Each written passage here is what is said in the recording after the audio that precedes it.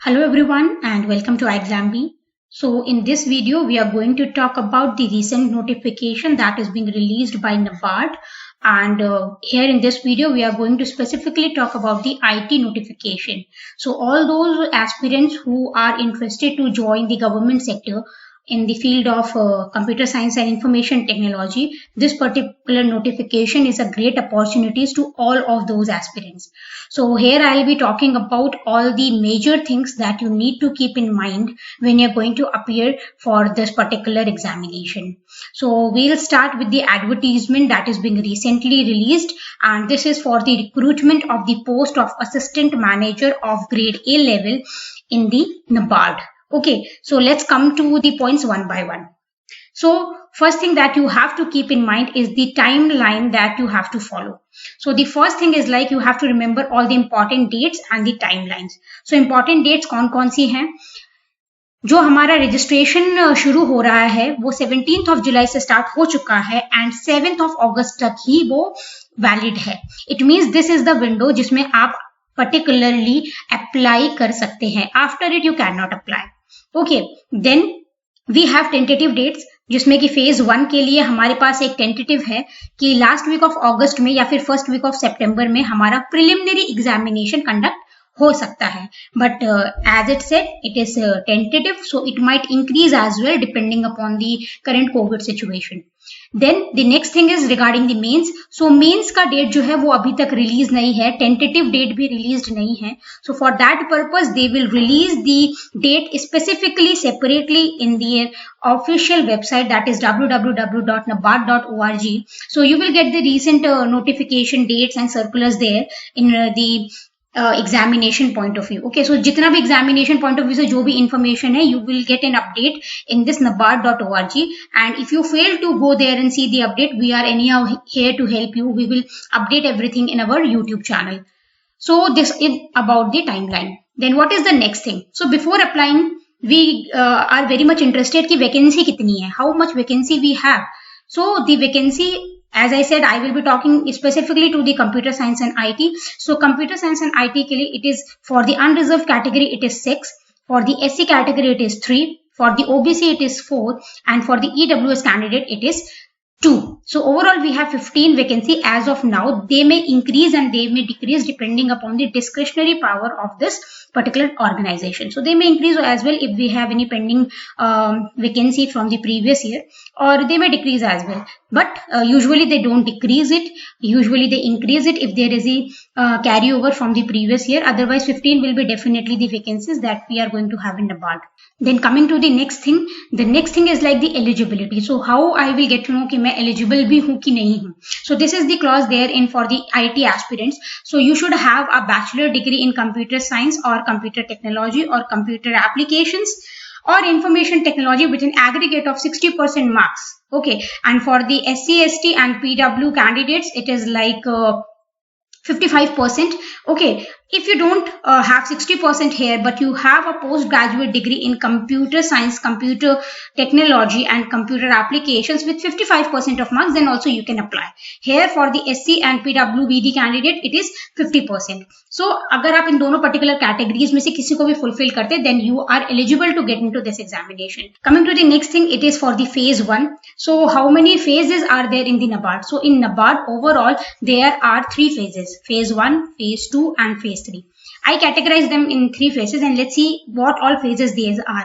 So phase 1 में हमारे पास क्या होता है? Phase 1 is the preliminary examination or you can say the pre-examination. So pre-examination में हमारे पास क्या? हमारे पास 8 particular sections हैं. तो अभी उन किन सेक्शंस को हम क्वालिफाइंग बोलेंगे और किस सेक्शंस की वजह से हमारा मेरिट बनेगा. ओके, मतलब जिस सेक्शन की वजह से हम एक्चुअली शॉर्ट लिस्ट होने वाले हैं, तो कौन से पर्टिकुलर वो सेक्शन होने वाले हैं. सो सबसे पहले हम देखते हैं कि 8 सेक्शन कौन से हैं. सो सबसे पहला हमारा रीजनिंग है, उसके बाद इंग्लिश, देन कंप्यूटर नॉलेज, फिर कौन सा हमारा decision making, this is newly one. Then हमारे पास जनरल अवेयरनेस है, फिर हमारे पास ESI है स्पेसिफिकली टू रूरल एरियाज, क्योंकि NABARD हमारा रूरल एरियाज के लिए ही है बेसिकली, जो पर्पस है NABARD को कॉन्स्टिट्यूट करने का. सो आपको इकोनॉमिक्स एंड सोशल इश्यूज को पढ़ना है in the relevance to this rural India basically, मतलब एम्फोसिस किसको देना है? रूरल इंडिया को. देन एग्रीकल्चर एसोसिएटेड एंटिटी है, तो एग्रीकल्चर और रूरल डेवलपमेंट को भी हमने उसमें बहुत ज्यादा वेटेज दिया हुआ है। सो अभी ये 8 है हमारे पास, लेकिन 8 में से 8 हमारे मेरिट के लिए अकाउंटेबल नहीं है। हमारे पास क्या है, जो रीजनिंग है, इंग्लिश है और कंप्यूटर नॉलेज है, क्वांट्स है और डिसीजन मेकिंग है, ये सारे हमारे पास क्या है, qualifying in nature, you just have to qualify them. Then merit आपकी किससे बनेगी, मेरिट आपकी बनेगी जनरल अवेयरनेस से, आप देख सकते हैं 20 marks. Then eco and social issues, that is the 40, okay, and then the agriculture development with the emphasis on the rural area, that is 40. so आपके ये जो 3 हैं, इनसे ही आपकी मेरिट बनेगी, इसी से आप होने वाले हैं शॉर्ट लिस्ट। ओके, तो ये तो हो गया नंबर ऑफ मार्क्स और नंबर ऑफ क्वेश्चंस के लिए। वर्जन क्या होने वाला है, बाइलिंगुअल होने वाला है, एक्सेप्ट इंग्लिश, इंग्लिश का पेपर इंग्लिश में ही होगा, बाकी सारे पेपर आप इंग्लिश और हिंदी दोनों में दे सकते हैं, जो भी आपको लैंग्वेज कंफर्टेबल लगती है। कॉम्पोजिट टाइम है 120 मिनट का for all the test, it means 200 questions, 200 marks and composite time of 120 minutes. So आपको स्पीड और एक्यूरेसी का प्रॉपर बैलेंस, इक्विलिब्रियम मेंटेन करके रखना है ताकि आप फेज 1 को क्वालिफाई करें। अभी यहाँ पे ध्यान भी देना कि स्पेशल फोकस आपको 6, 7 और 8 पॉइंटर्स को देने, क्योंकि उसी से आपकी फाइनल मेरिट बनने वाली है। ओके, एंड शॉर्ट लिस्टिंग यहाँ पे साफ साफ लिखा है, मेंस के लिए पर्टिकुलरली किससे होगी, marks scored in the merit section only, और मेरिट सेक्शन हमारे पास ये वाला है। So be very specific while you are preparing for the examination. Then phase 2, phase 2 को हम लोग बोलते हैं mains examination. Okay, so mains examination का पैटर्न इस बार का बहुत डिफरेंट हो गया है। इसके पहले नाबार्ड ने कभी भी इस तरह से एग्जामिनेशन आईटी के लिए कंडक्ट नहीं करवाया है, सो पहली बार ऐसा हुआ है। तो इसमें देखते हैं क्या है, पेपर 1 है, पेपर 2 है, 2 पेपर है। पहला पेपर क्या है, जनरल इंग्लिश है, डिस्क्रिप्टिव है। ओके, क्वेश्चंस होने वाले हैं 3, मार्क्स होने वाले हैं 100, कॉम्पोजिट टाइम होने वाला है 90 मिनट्स। और डिस्क्रिप्टिव आंसर को आपको किससे लिखना है, यूजुअली आपको टाइप करना है, इट मींस आपको पेन एंड पेपर नहीं दिया जाएगा, यू हैव टू टाइप। सो यहाँ पे आपको अपनी स्पीड को और ग्रामर को ध्यान में देना है, स्पीड और ग्रामर आपकी सही होनी चाहिए, तो इस पर थोड़ा काम करना पड़ेगा। ये रहेगा आपका ऑनलाइन डिस्क्रिप्टिव टेस्ट के लिए for the English. Then paper 2 है, पेपर 2 में स्पेसिफिक स्ट्रीम्स, तो हमारी स्ट्रीम क्या है, हमारी स्ट्रीम है आईटी। तो आईटी में क्या होगा, डिस्क्रिप्टिव पेपर होगा, ऑब्जेक्टिव पेपर होगा। ऑब्जेक्टिव पेपर में कितने क्वेश्चंस आएंगे, 30 क्वेश्चंस, मार्क्स कितने हैं 50। तो अंदाजा लगाया जा सकता है कि कुछ क्वेश्चन 1 नंबर के होंगे, कुछ क्वेश्चंस 2 नंबर के होंगे। और कॉम्पोजिट टाइम आपका इस पर्टिकुलर एमसीक्यू को करने के लिए कितना होगा, 30 मिनट्स। तो ये कैसा होने वाला है, एमसीक्यू बेस्ड हमारा ऑब्जेक्टिव पेपर होने वाला है। उसके बाद हमारे पास डिस्क्रिप्टिव पेपर है। डिस्क्रिप्टिव पेपर में इन्होंने कहा है कि you will be getting 6 questions. उन 6 क्वेश्चंस में से आपको चॉइस है कि आप कौन से 4 क्वेश्चंस करना चाहते हैं। उन 4 क्वेश्चंस में से 2 क्वेश्चन आपके 15 मार्क्स के होंगे, it means 2 question total 30 marks के हो जाएंगे, और 2 क्वेश्चन आपके 10 मार्क्स ईच के होंगे, इट मींस वो आपके 20 मार्क्स के हो जाएंगे। तो ओवरऑल आपका ये बन जाएगा 50 मार्क्स। सो ऑब्जेक्टिव और डिस्क्रिप्टिव मिला के टोटल कितना बैठने वाला है, 100 बैठने वाला है, ठीक है। और इसके लिए आपको कितना टाइम दिया जा रहा है, 90 मिनट का टाइम दिया जाता है। यहां पर भी आपको क्या करना है, टाइप करना है कीबोर्ड में, हिंदी या फिर इंग्लिश में। डेफिनेटली ये हिंदी और इंग्लिश जो इन्होंने लिखा हुआ है, हिंदी में तो हम कोडिंग का पेपर करने नहीं वाले, तो हमको कोडिंग का पेपर तो इंग्लिश में ही करना रहेगा, ठीक है। हिंदी वाला इसलिए लिखा है क्योंकि यहाँ पे स्पेसिफिक स्ट्रीम की बात की जा रही है, तो और भी अलग अलग स्ट्रीम्स है जिसके लिए ये नोटिफिकेशन है मेंस के पेपर के लिए। ओके, तो यहाँ पे हिंदी से कंफ्यूज नहीं होना, हमारा हिंदी का डोमेन नहीं है, हम लोग को जो भी टाइप करना है वो सब इंग्लिश में ही टाइप करना है, कोडिंग लैंग्वेजेस में ही हमें टाइप करना है, ठीक है। तो ये हमारे 2 पार्ट हो गए।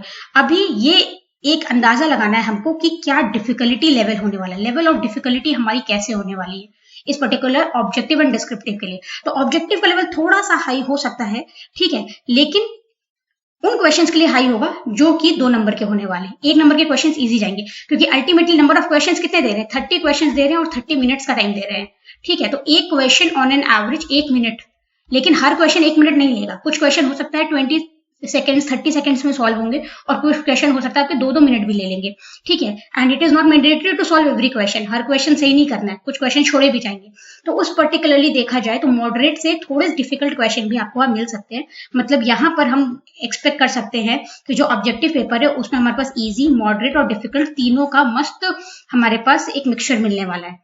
उसके बाद जो नेक्स्ट है हमारा डिस्क्रिप्टिव, इसमें अभी क्या किया जाए। एक तो पहली बार इन्होंने नोटिफिकेशन निकाला ऐसा, इसके पहले कोई ना प्रीवियस ईयर के पेपर्स हैं, आप सर्च भी मत करिएगा क्योंकि है भी नहीं, ठीक है। तो डिस्क्रिप्टिव पेपर को कैसे ही हमको हैंडल करना है, तो डिस्क्रिप्टिव पेपर को हैंडल करने के लिए सबसे पहले हमको ये देखना है कितने क्वेश्चंस करने हैं और कितना टाइम है। क्वेश्चंस कितने करने हैं, क्वेश्चन करने 4, टाइम कितना दिया गया है 90 मिनट्स।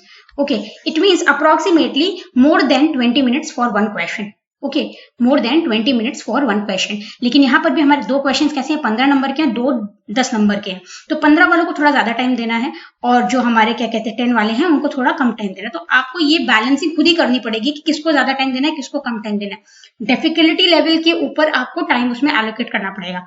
तो इसका टाइम कॉन्स्टेंट देखते हुए यू कैन एक्सपेक्ट कि जो 10 मार्क्स वाले होने वाले हैं वो कंपैरेटिवली इजी होने वाले हैं, लाइक बेसिक्स होने वाले हैं, बट वो इजी तभी होंगे जब आपकी प्रैक्टिस रहेगी। और जो 15 वाले उसमें थोड़ा सा आपको सोचना पड़ेगा, थोड़ा लेंथी कोड लिखना रहेगा, तो ये मॉडरेट लेवल के होने वालेंगे। डिफिकल्टी लेवल का अगर कोई क्वेश्चन डाला भी तो एक क्वेश्चन ज्यादा से ज्यादा 15 नंबर का डिफिकल्टी का पड़ेगा, अदरवाइज जो आपका 75% पेपर है that will be definitely of easy to moderate level. This is the understanding from our side, the analysis from our side, what it is going to be the recipe for the descriptive paper. Then the next phase and the final phase is the phase 3. Usually we call this as the personal interview round. So here personal interview round आपका कितने number का है, 50 marks का है। 50 marks में अगर आप if you are a good candidate तो आपको आराम से 35 प्लस मिल जाते हैं। If you are a good candidate having good communication skills, good technical knowledge, then 35 plus is doable part. Otherwise एक नॉर्मल भी कंस्ट्रेंट होता है, कितना मिनिमम ही जाता है, बट ये 50% आपको फिर भी एक बार की आ जाएगी। अगर आपने मेंस में अच्छे से परफॉर्म कर लिया है, मेंस में मार्क्स खींच लिए हैं, तो इंटरव्यू में अगर आपके साथ थोड़ा सा इधर उधर हो भी जाता है तो भी you are on the safe side. But anyhow interview is also very important part, क्योंकि अगर आपके मेंस में कुछ मार्क्स कम रह गए तो you can cover those marks in interview. Okay, क्योंकि ये पर्सनालिटी टेस्ट है, यहाँ पर भी बहुत मेरिट का फाइनल मेरिट जो बनने वाली है मेंस प्लस इंटरव्यू की, तो उसमें काफी फर्क आपका पड़ जाएगा। ठीक है, तो इस पर्टिकुलर फेज को भी हम बिल्कुल इग्नोर नहीं कर सकते, ये बहुत इंपॉर्टेंट एंड फाइनल फेज होता है। यूजुअली बच्चे इसमें आके बहुत स्टक भी हो जाते हैं कि आप क्या करें। ठीक है, सो उसके लिए अभी चिंता नहीं करते हैं, ये बात की बात है, हम डिस्कस कर लेंगे हमें कैसे इंटरव्यू को क्रैक करना है। फिर अभी हमने ये देख लिया प्री है मेंस है, हमने देख लिया कि प्री में आईटी वालों के लिए कुछ ऐसा स्पेसिफिक सब्जेक्ट नॉलेज का नहीं आ रहा है, लेकिन मेंस में आ रहा है। तो सिलेबस क्या है, सिलेबस देखो इन्होंने इतना ढेर सारा देके रखा है और पेपर इनको कैसा लेना है, डिस्क्रिप्टिव प्लस ऑब्जेक्टिव। तो एक बात तो तय है कि जो क्वेश्चन ये ऑब्जेक्टिव में लेने वाले हैं वो डिस्क्रिप्टिव में डेफिनेटली नहीं लेने वाले, क्योंकि इनको कवर क्या करना है, इतना बड़ा सिलेबस। ये सिलेबस आपका टेंटेटिव सिलेबस है। ठीक है, जरूरी नहीं है कि इसके बाहर से कुछ नहीं आ सकता, इसके बाहर से भी कुछ आ सकता है, और जरूरी नहीं है कि इसके अंदर से हर एक टॉपिक कवर हो, कुछ टॉपिक हम छोड़ भी सकते हैं। मतलब ये एग्जॉस्टिव नहीं है। आप ये नहीं मान सकते कि यही आपका यूनिवर्स है of the preparation. This is not your universal set, ये पहले दिमाग में अपनी बात रख लीजिएगा। It is tentative, it is not exhaustive. इसके बाहर से भी कुछ आ सकता है, और इसके अंदर जो टॉपिक्स दिए हैं इनमें से कोई टॉपिक आपको छोड़े भी जा सकते हैं। एग्जामिनेशन हो सकता है करके जो वहां पे आपको ना मिले, तो ऐसा नहीं है कि इनमें से पक्का ही से पक्का कुछ आने वाला है। तो हमने देखा है कि फेज 2 में क्या डिस्क्रिप्टिव है, ऑब्जेक्टिव है। अब मैं आपको कुछ पर्टिकुलर टॉपिक देती हूँ, जैसे कि साइबर सिक्योरिटी है। साइबर सिक्योरिटी से आप डिस्क्रिप्टिव क्वेश्चन नहीं बना सकते। डिस्क्रिप्टिव में क्या करना है, अपने को कोडिंग करनी है। कोडिंग कर पाएंगे क्या हम साइबर सिक्योरिटी के लिए? नहीं कर पाएंगे। हम इंक्रिप्शन डिक्रिप्शन की टेक्निक्स को कोड करते हैं, बट 15 नंबर के क्वेश्चन के लिए हम इंक्रिप्शन डिक्रिप्शन करने नहीं बैठेंगे। ठीक है ना, कि और वो फिजिबल भी नहीं और हम कर भी नहीं सकते उसको, वो डुएबल भी नहीं है। तो जैसे साइबर सिक्योरिटी हो गया, तो हम मान सकते हैं कि हमको जब इस सब्जेक्ट को तैयार करना है तो किस पर्सपेक्टिव से तैयार करना है, हमें इस सब्जेक्ट को ऑब्जेक्टिव पर्सपेक्टिव से तैयार करना है, क्योंकि इसे डिस्क्रिप्टिव के क्वेश्चन डेफिनेटली नहीं आएंगे। तो हमको तैयार किससे करना है, ऑब्जेक्टिव पर्सपेक्टिव से। तो ये जो आपके पर्टिकुलरली ये ढेर सारे इन्होंने जो पॉइंट्स बना करके एक सिलेबस दे दिया है, इसमें हमें बहुत डिबगिंग करने की जरूरत है कि कौन से टॉपिक हमारे ऑब्जेक्टिव होने वाले हैं, कौन से डिस्क्रिप्टिव में हमें आने वाले हैं, और कौन से ओवरलैपिंग आने वाले हैं।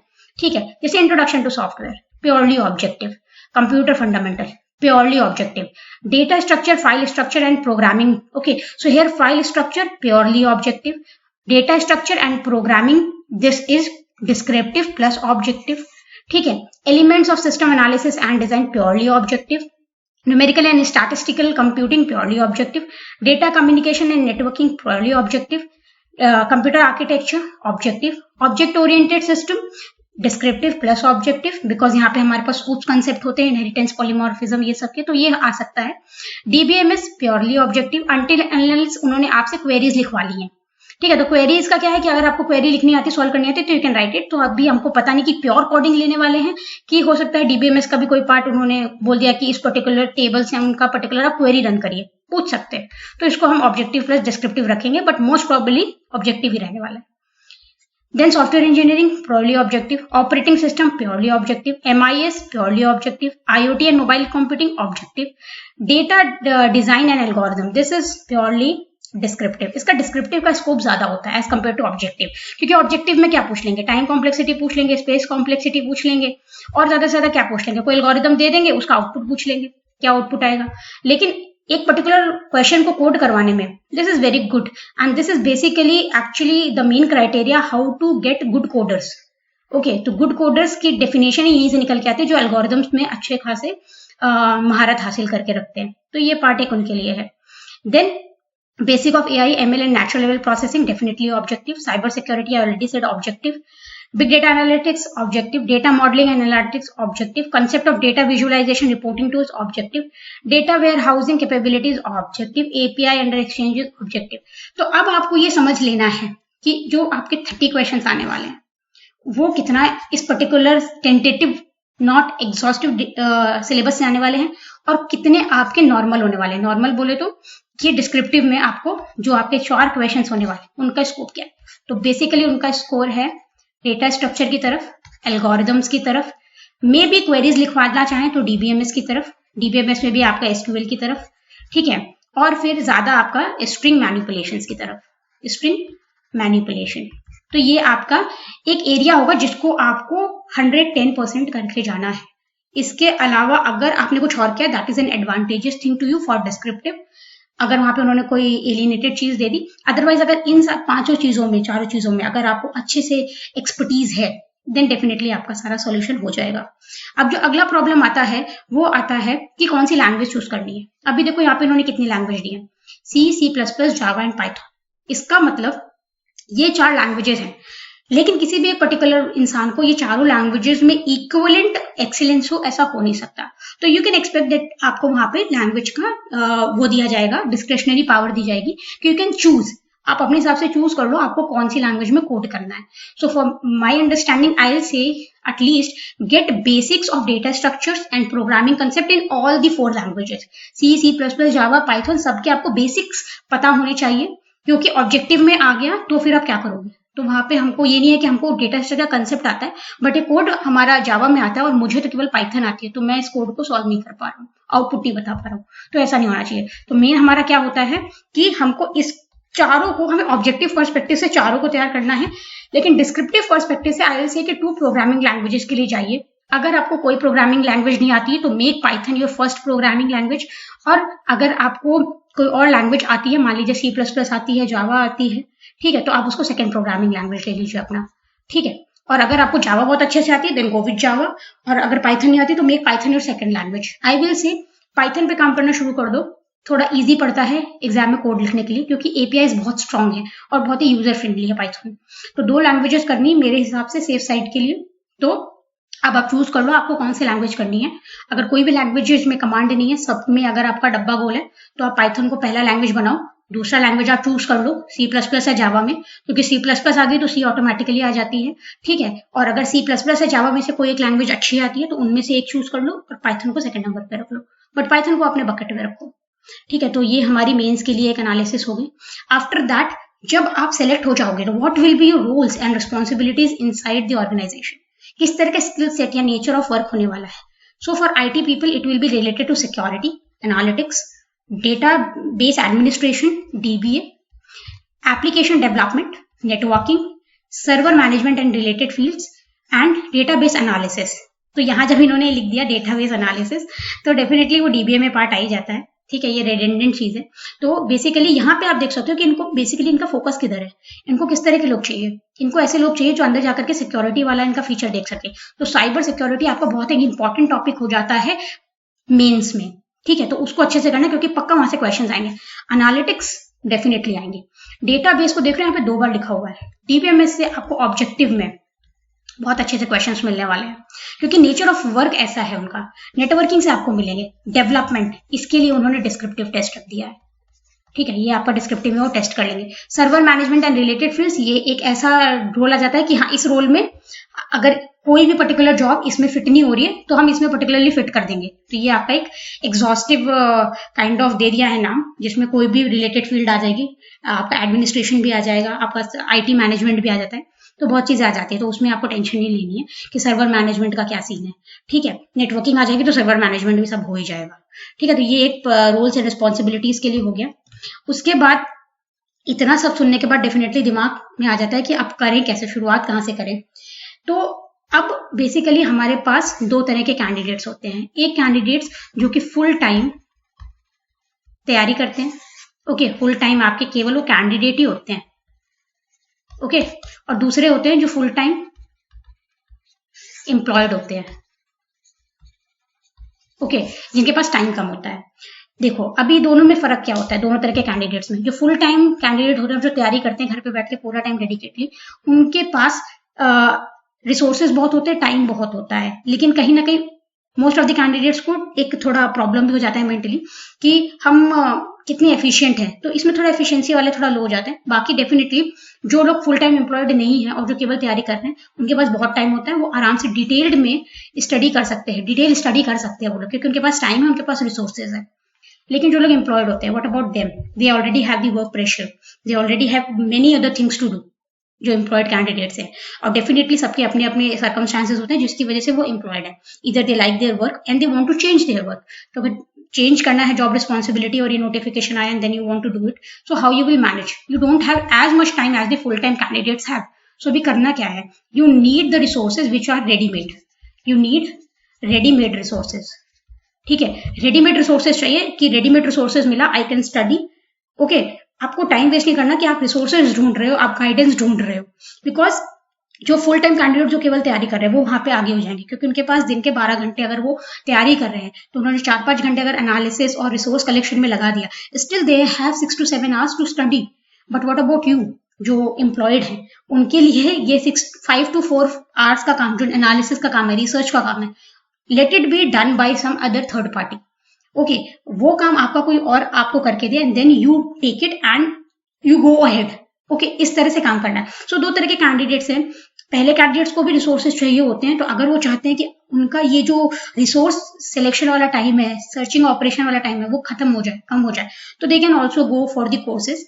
एंड द सेकंड टाइम वाला जो एम्प्लॉयड है, बेसिकली उनकी मजबूरी हो जाती है और उनके लिए बेटर भी ये होता है to make up their motivation high as well, कि आप रेडीमेड रिसोर्सेज के साथ जाएं। तो अभी रेडीमेड रिसोर्सेज की जब हम बात करते हैं तो किस टाइप के रिसोर्सेज और क्या एक्सपेक्टेशन होनी चाहिए एक पर्टिकुलर कोर्स से। सो iExamB में हम लोग ये सारी चीजें प्रोवाइड कर रहे हैं। So I will give you a detailed brief about what we do in iExamB. So we give you video lessons, we give you study notes, we give you practice test, we give you live sessions and we give you interview guidance. So शुरुआत से लेके end तक, from the day you start with us, that is the preliminary phase, before the preliminary phase, and after interview, I will say, after interview till the result is declared, we are with you.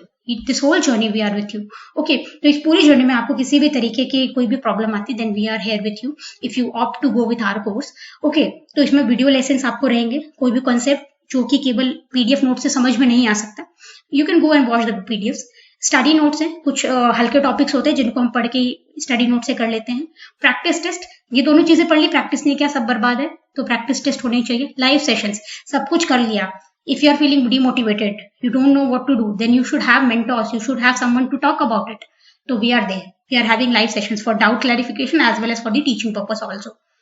क्योंकि कुछ topics ऐसे होते हैं जो video lessons में भी हम नहीं करवा सकते, क्योंकि टेक्निकल काफी होते हैं। आईआईटी पर्सपेक्टिव से मैं बात करूँ तो उनको लाइव सेशन में कवर करते हैं।